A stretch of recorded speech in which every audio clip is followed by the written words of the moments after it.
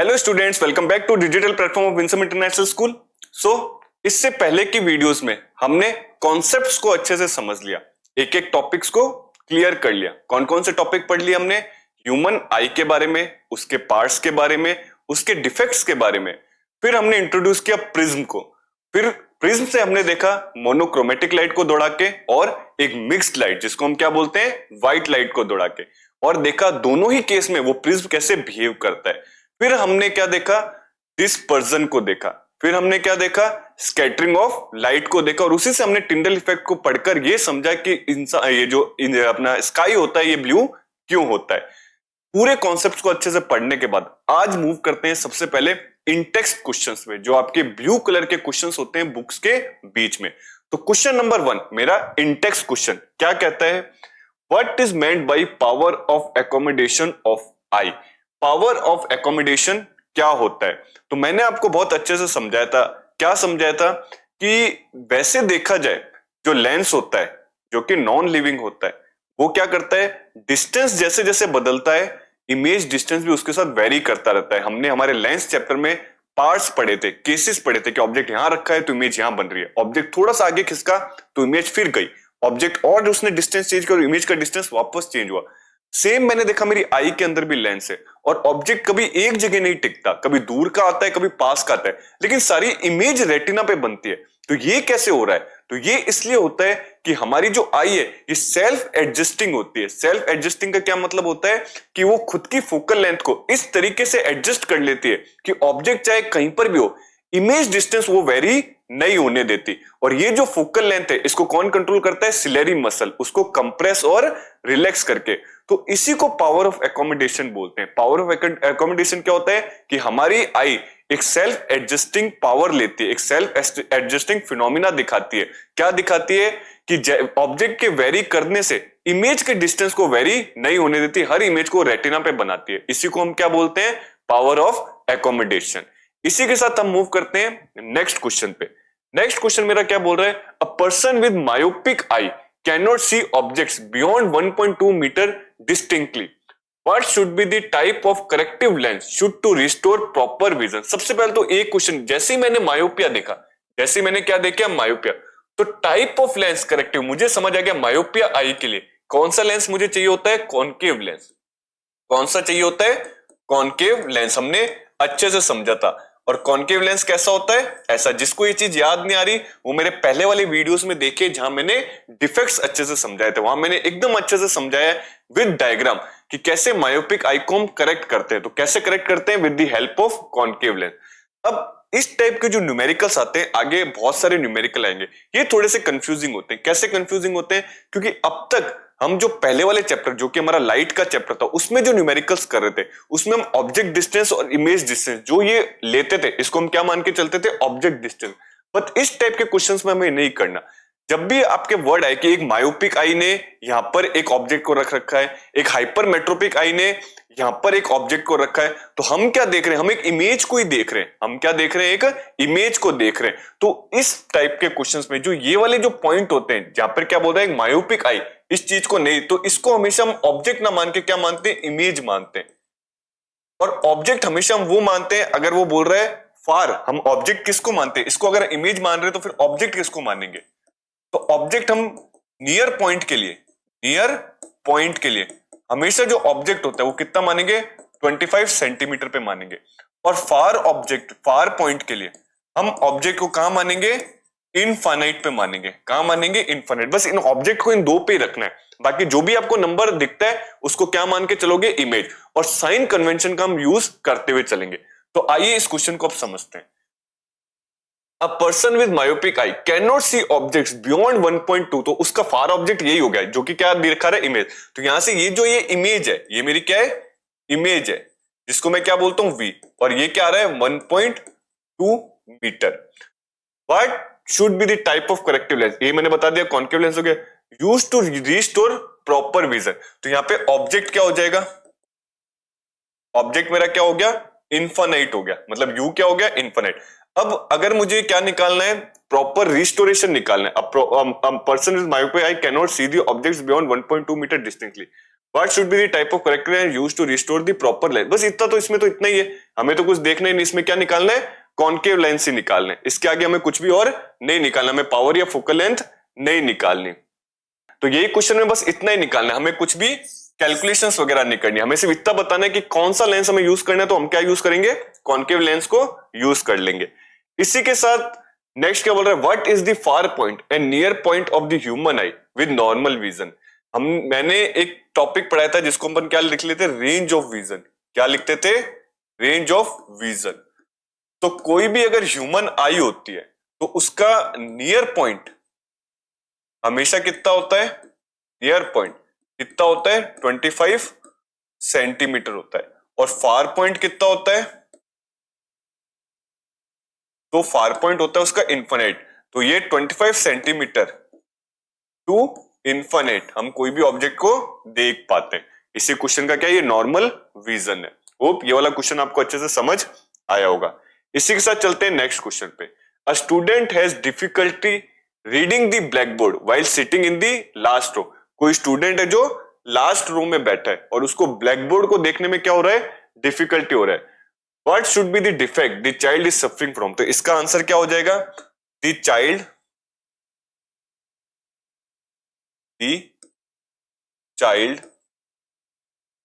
is suffering from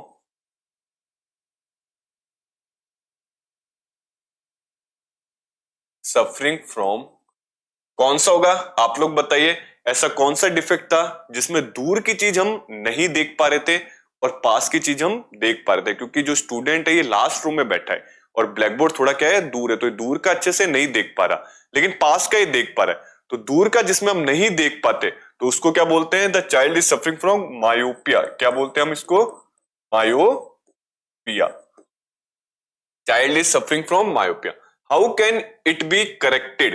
तो myopia कैसे correct होता है, by the myopia can be corrected with the help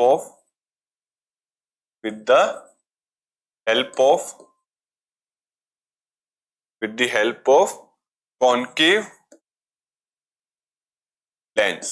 Myopia can be corrected with the help of concave lens. दूर का नहीं दिखता तो मायोपिया, और वो ठीक कैसे होता है, तो यूज ऑफ कॉन्केव लेंस। इसी के साथ मूव करते हैं नेक्स्ट क्वेश्चन पे, या हमारे इंटेक्स क्वेश्चन अब खत्म हो चुके हैं। 4 क्वेश्चन ही थे हमारे इंटेक्स में। अब हम आ जाते हैं चैप्टर एंड, जिसको हम क्या बोलते हैं, एक्सरसाइज। एक्सरसाइज का क्वेश्चन नंबर 1 क्या बोलता है, देखते हैं। A human eye can focus on objects at different distances by adjusting the focal length of the eye lens. This is due to, अभी थोड़ी देर पहले हमने इंटेक्स क्वेश्चन में किया था कि अगर डिस्टेंस वेरी होता रहे लेकिन इमेज डिस्टेंस वेरी नहीं होने दे हमारा लेंस, कैसे खुद को सेल्फ एडजस्ट करके, इसी को हम क्या बोलते हैं, पावर ऑफ एकोमोडेशन। क्या बोलते हैं, पावर ऑफ एकोमोडेशन। तो मेरा आंसर क्या हो जाएगा, तो option C, power of accommodation should be correct. Power of accommodation should be correct. Next चलते हैं। The human eye forms the image of an object at its. हमने बहुत सारे पार्ट्स पढ़े थे ह्यूमन आई के।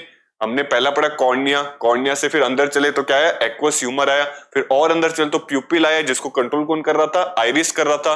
प्यूपिल से और अंदर गए तो हमें लेंस मिला, जिसको कंट्रोल कौन कर रहा था, सिलेरी मसल्स कंट्रोल कर रहे थे। और लेंस से आके जहां पर दोनों रेस क्या हो रही थी, मीट हो रही थी, जहां पे हमारी क्या बनती, इमेज। किस नेचर की, रियल और इन्वर्टेड। तो इमेज कहां बनती है, तो इमेज हमेशा कहां बनती है, रेटिना पे।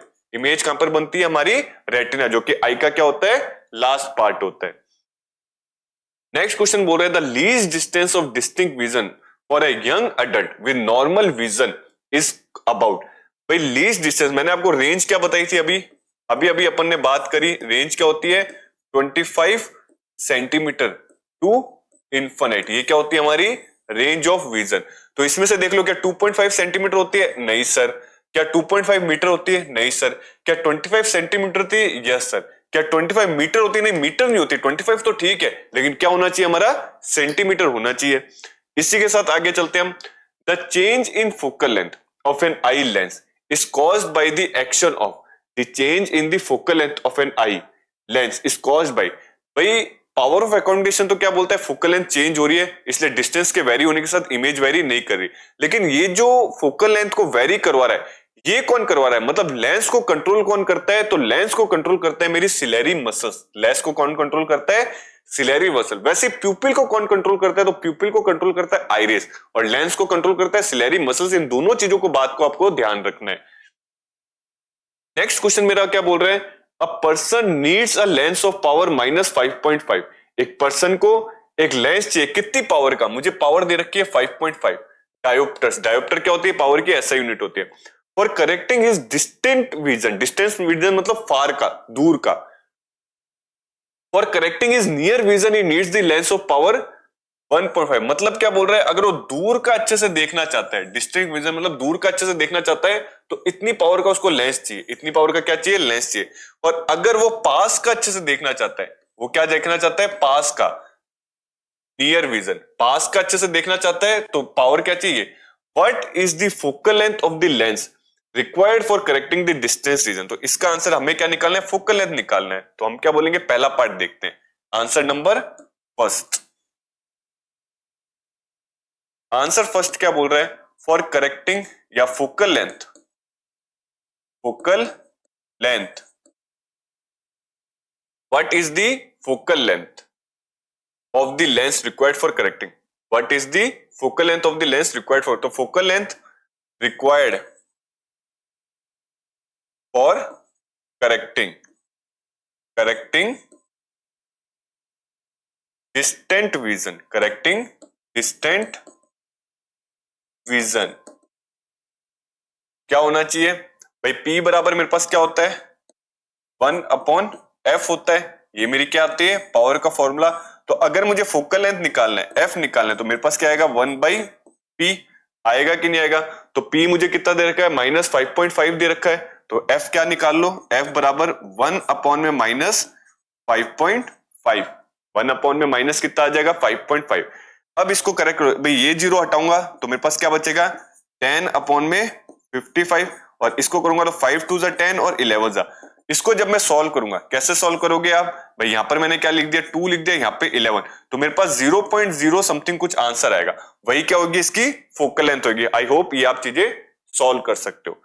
अब मूव करते हैं नियर विजन के लिए क्या करना पड़ेगा, तो पार्ट 2 में यहां करा देता हूं, लेट्स से चलो इसको रब भी कर देते हैं। अब आंसर 2 देखते हैं, होप ये चीज आपको समझ आ गई होगी।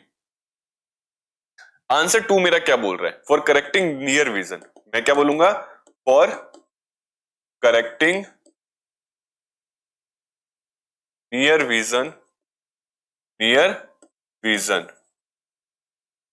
तो पावर कितनी हो जाएगी, P बराबर 1/f। तो वापस से F बराबर कितना हो जाएगा 1/p। इस बार मुझे कितना दे रखा है, +1.5, कितना दे रखा है, प्लस का 1.5। ये जीरो हटाया तो वापस क्या आ गया 10/15 और इसको काटा तो 2/3। इसको जैसे में 2/3 आया तो वापस डिवाइड कर लो, लगभग कितना आएगा आपके पास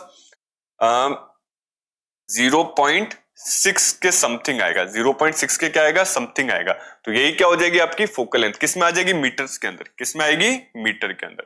तो हमने फोकल लेंथ डिस्टेंट विजन की भी देख ली, दूर, डिस्टेंट बोलते हैं फार, और फोकल लेंथ नियर की भी देख ली, नियर को क्या बोलते हैं हम, पास वाले।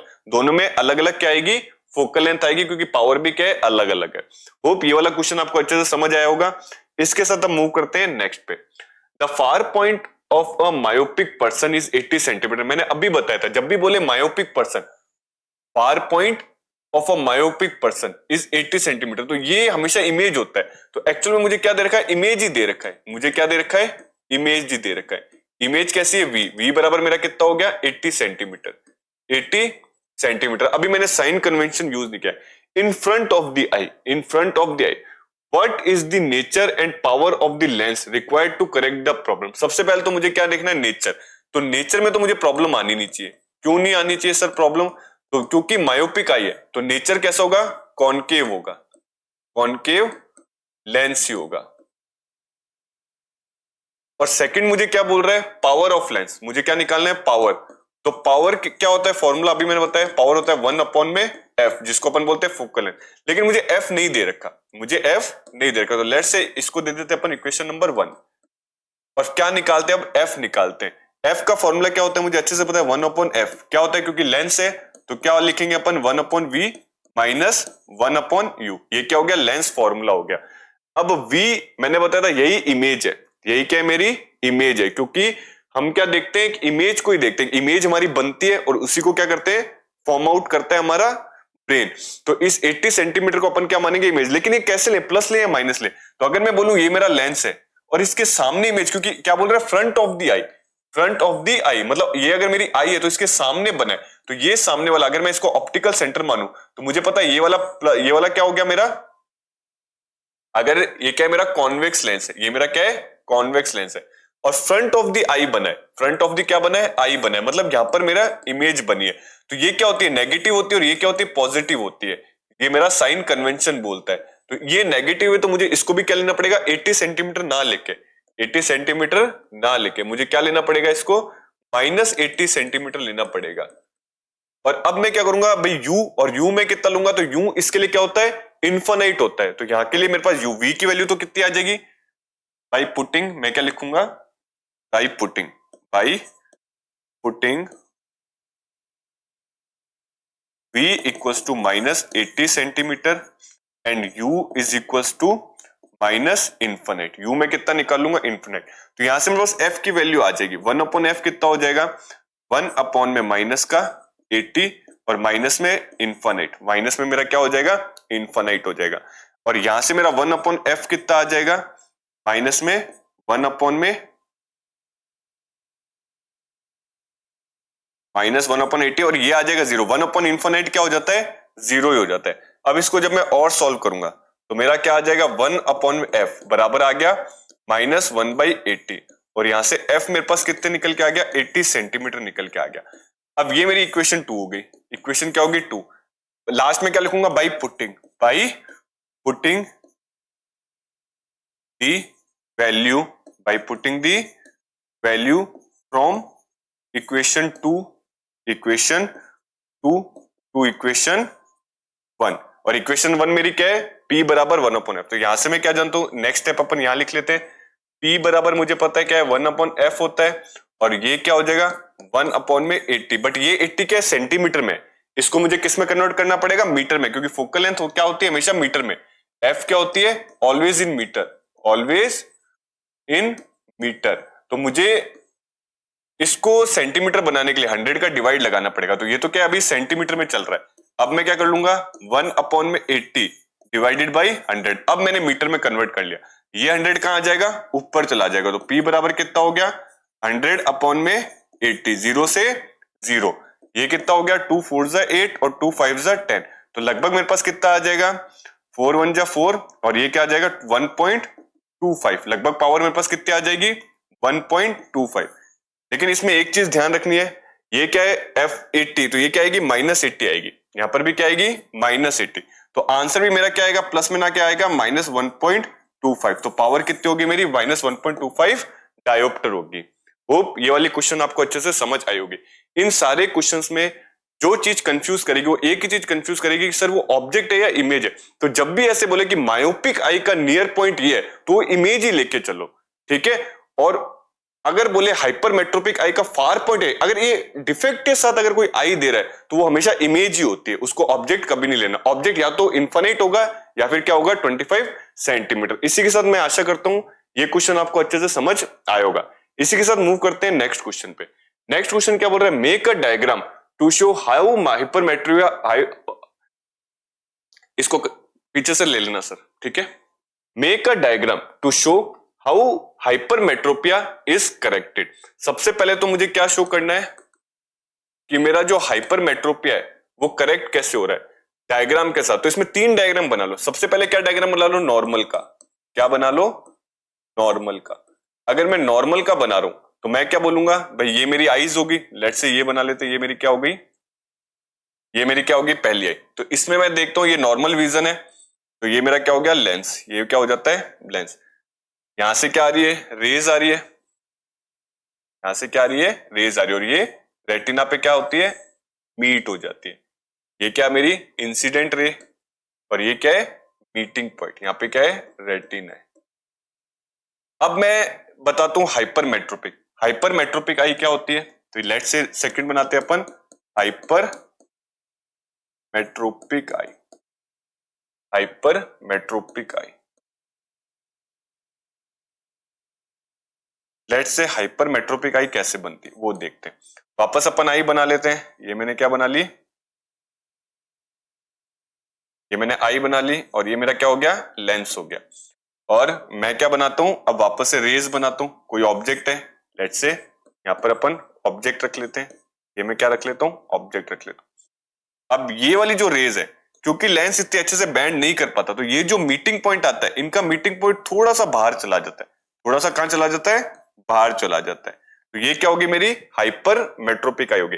अब इसको करेक्ट कैसे करते हैं, तो अपन क्या लिखते हैं, करेक्टिंग बाई, नेक्स्ट लिखते हैं अपन करेक्शन। तो करेक्शन कैसे कर रहे हैं, तो वापस अपन आई बनाते हैं। ये मेरी क्या बन गई, लेट्स से ये मेरी क्या बन जाती है, आई बन जाती है, ठीक है। और ये मैंने क्या बना दिया, लेंस बना दिया। और इसके आगे मैंने एक लेंस और रख दिया, जिसको मैं क्या बोल रहा हूं, कॉन्वेक्स लेंस रख दिया। कौन सा लेंस रख दिया, एक और कॉन्वेक्स लेंस रख दिया।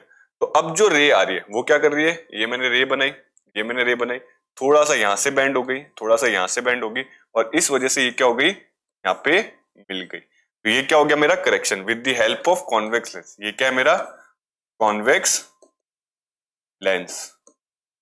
ये क्या होगी मेरी करेक्शन। तो पहला पार्ट तो खत्म हो गया, make a diagram to show how hypermetropia is corrected. ऐसे मैंने क्या कर दिया, करेक्टेड। ये नॉर्मल, ये हाइपरमेट्रोपिया, और इसके बाद ये मैंने क्या कर दिया, करेक्शन कर दिया। सेकंड क्या बोल रहे हैं, the near point of a hypermetropic eye is 1 metre. Hope ये चीज आपको समझ आई होगी। इसको मैं क्या करता हूं, रब करता हूं।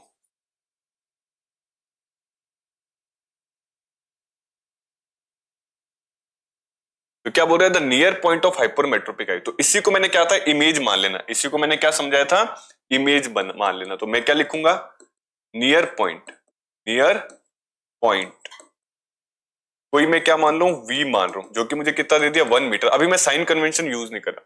What is the power of lens required to correct this defect, assume that the near point of the normal eye. इसको क्या मानना है, ऑब्जेक्ट। मैंने बताया था या तो 25 सेंटीमीटर या इन्फिनिट, इन्हीं में से एक ऑब्जेक्ट होता है। तो u मेरा क्या हो गया,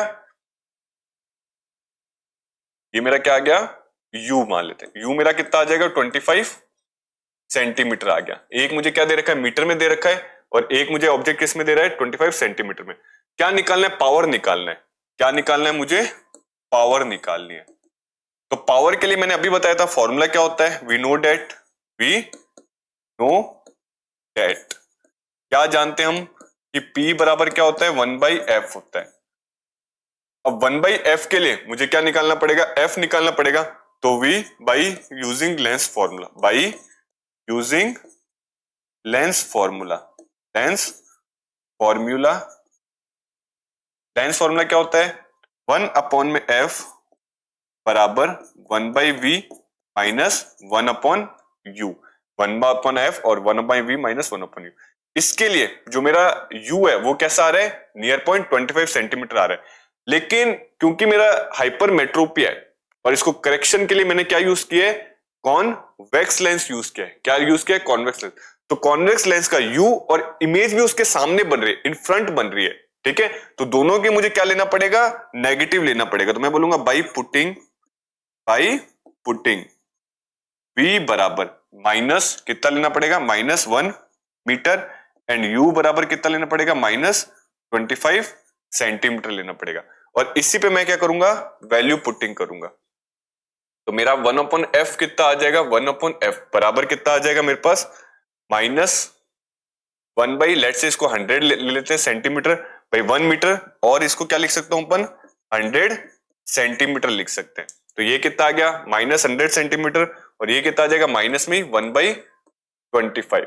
इसको कैसे सॉल्व करें सर, तो नीचे तो क्या ले लो, 100 ही ले लो। यहाँ पे तो क्या आ जाएगा, -1 माइनस, और ये कितना आ जाएगा, 4 आ जाएगा। तो 1/f कितना आ जाएगा मेरे पास, भाई u भी मैं कितना ले रहा हूं, माइनस ले रहा हूं।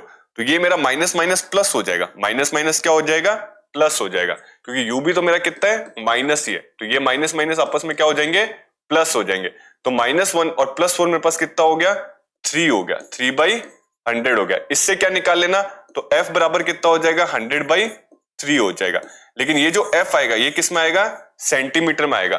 पहले इसको कन्वर्ट कर लेना, first convert it in metre. पहले किस में कन्वर्ट करोगे, इसको मीटर में कन्वर्ट करोगे। फिर इसकी जो भी वैल्यू आएगी तो P बराबर क्या होता है 1/f।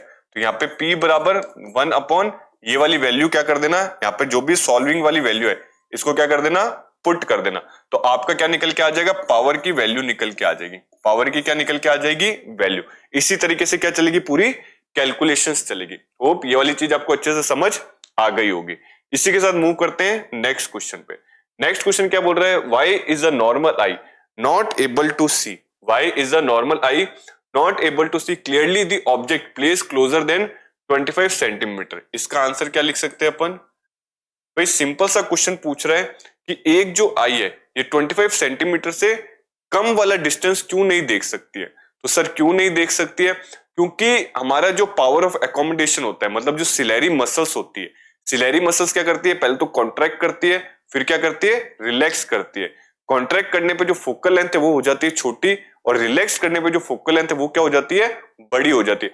तो जैसे जैसे वो कंप्रेस, जैसे जैसे वो रिलैक्स करती है, रिलैक्स करती है, रिलैक्स करती है, फोकल लेंथ क्या होती रहती है, बड़ी होती रहती है। और जैसे जैसे वो कंप्रेस करती है, कंप्रेस करती है, कंप्रेस करती है लेंस को, फोकल लेंथ होती है छोटी।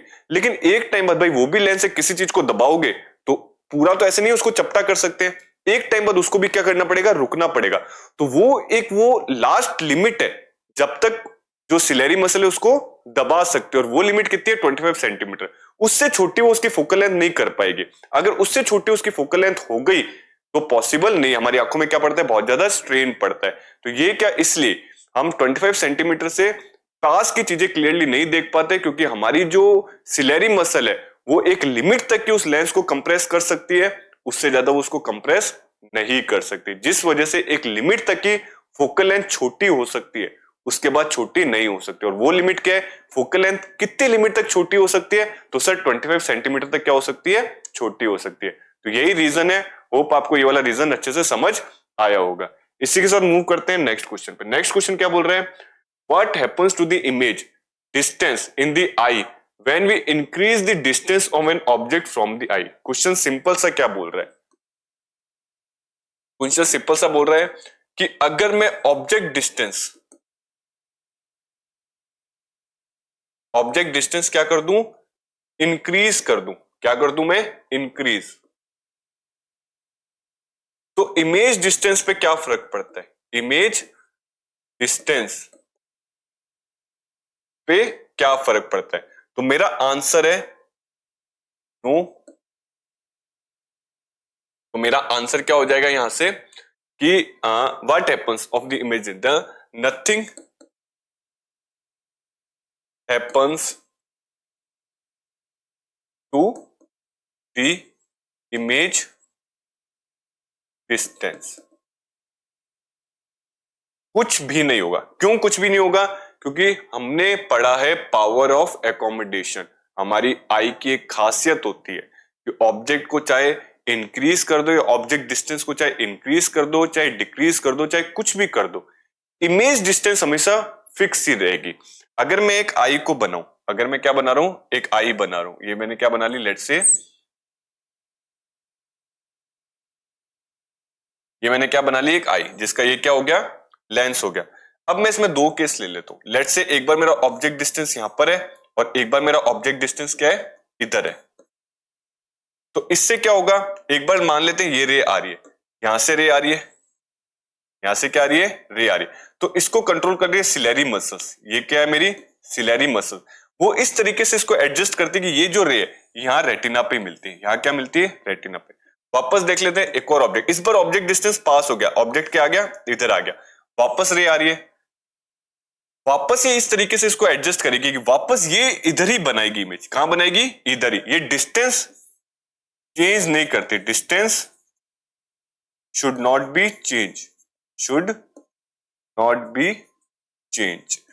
तो यही मेरा क्या हो गया, आंसर। और इसी खूबियत को अपन क्या बोलते हैं, पावर ऑफ एकोमोडेशन। क्या बोलते हैं, power of accommodation, accommodation of eye, of eye. ठीक है। और इनडायरेक्ट में क्या बोलते हैं, सेल्फ एडजस्टमेंट। क्या, self adjustment of focal length, of focal length, self adjustment of focal length. Hope ये वाली चीज भी आपको समझ आई होगी कि ऑब्जेक्ट का डिस्टेंस चाहे कैसे भी कर लो, इमेज के डिस्टेंस पे फर्क नहीं पड़ता है।